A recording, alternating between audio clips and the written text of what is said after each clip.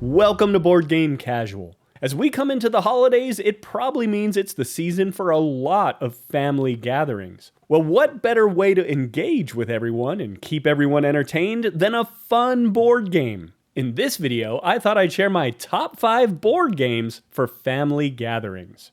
Now, if you belong to a family of heavy gamers who love nothing more than to get into a session of the hot new strategy game, consider yourself lucky. I'm envious of you. But if you're more like me, you probably have a family that's a lot less into games, and therefore most of us are probably looking for something more straightforward with a wider appeal. When I think about games for a family gathering, I'm looking for games that are easy to learn without a heavy rules overload or needing in-depth knowledge on modern board game mechanics.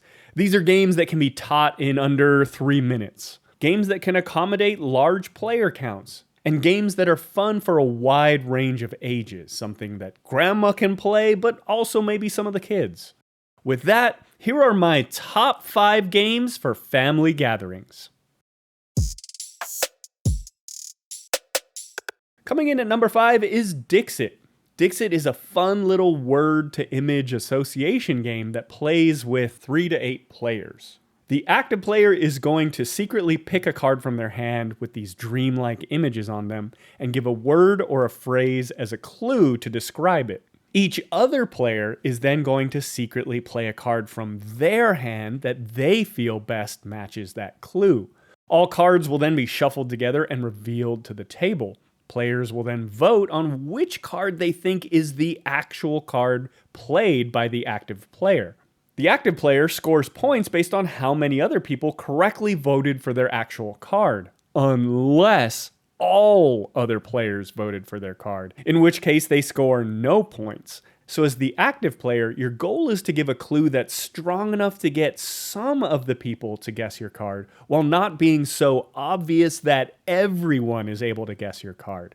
Simultaneously, if any of the other players' cards get any votes, then they score points as well. So the other players are trying to pick cards that best match the clue to try to steal points away. It's a game that's super inviting and sparks some fun conversation. I like Dixit a lot more than Codenames because I feel like Codenames really works best at 4 players, which is 2 on 2. I like that in Dixit, each player is playing for themselves and is actively engaged in each round, whether they're the active player or not. In fact, it's almost more fun playing cards that you think is going to be able to steal points away from that clue. Dixit is very popular. There's all sorts of versions and expansions out there, like Disney-themed cards, if that's more up your family's alley. I do wish it could play more than 8 players, and it's the most limited in terms of player count on this list, but maybe with some extra cards and clever game piece substitutes, I'm sure you could find a way to play it with more people. That's my number 5, Dixit. My number 4 game on my list for family gatherings is Liar's Dice. What's great about this one is that, yeah, there have been a few different production versions of this game that you can buy in a store, but you can put together your own game of Liar's Dice with just a bunch of dice and some cheap cups. And there's no limit to the number of people that can play as long as you have enough cups and dice to go around. Liar's Dice is a simple little bluffing game that's been around for ages. I've been playing it for years, long before I got into modern board games, and I love it to this day. Everyone's going to start out with some equal number of dice, and players are going to simultaneously shake their cups and flip them on the table and then secretly look at the dice under their cup. The first player is then going to make a bet on how many dice of a certain value there are on the table total. So for example, maybe there's 10 people around the table with 5 dice each. I look under my cup and see 3 threes. I think, well, there must be at least 4 other 3s that were rolled in addition to mine. So I'm going to say I believe there are 7 threes total out of 50 dice. The next player then has to either raise the bid by increasing the number of dice or the value. For example, well, I think there are 8 threes. Or I think there are 7 sixes, and play continues to the next player. Or they call. If they don't believe that there are at least 7 threes on the table, they challenge the previous player, and all players reveal and count the number of threes that were rolled. If there's less than 7, then the player who made that bid loses a die from their cup. If it's 7 or more, then the player who made the challenge loses a die from their cup. So the total amount of dice is going to get less and less. Players get eliminated when they have no dice left, and the last person standing wins. It's a ton of fun. There's a lot of energy and commotion as everyone's shaking their dice and slamming them on the table. And there's a lot of gamesmanship in the betting and maybe forcing players into awkward positions, regardless of what's under your cup, if it can be said with enough confidence. Get yourself a bunch of dice and some cups, maybe some cheap shakers from Amazon or Harbor Loot if you want to feel fancy, and have yourself a blast with the family. Number 4, Liar's Dice. Number 3 on my list makes for a real spectacle and an event as part of the gathering. And while easy to learn and easy to teach, it's probably the most involved game on this list in needing someone to kind of run the game, at least until people get the hang of it. It's one of my favorite games ever for big groups, and that's Ready, Set, Bet. I've talked a lot about this game on the channel. Ready, Set, Bet is a real-time horse racing themed betting game. The best way to play it is with the app streamed up on the TV. Everyone will be whooping and hollering as they place their bets and cheering for their horse to win. It has a great Vegas-y roulette or craps table type of feel and energy around the table. Ready, Set, Bet plays up to 8 players or so, but if you want to play with more people, you can buy multiple copies of the game, split players up onto different boards, yet everyone is playing off of the same race. So there's no limit to how many people you can accommodate with more copies. I personally have 2 copies and may buy a third. I do believe you can teach the basics of this game in under 3 minutes. The trickiest part would be going through the special bonus cards, but you can teach those as the game goes along.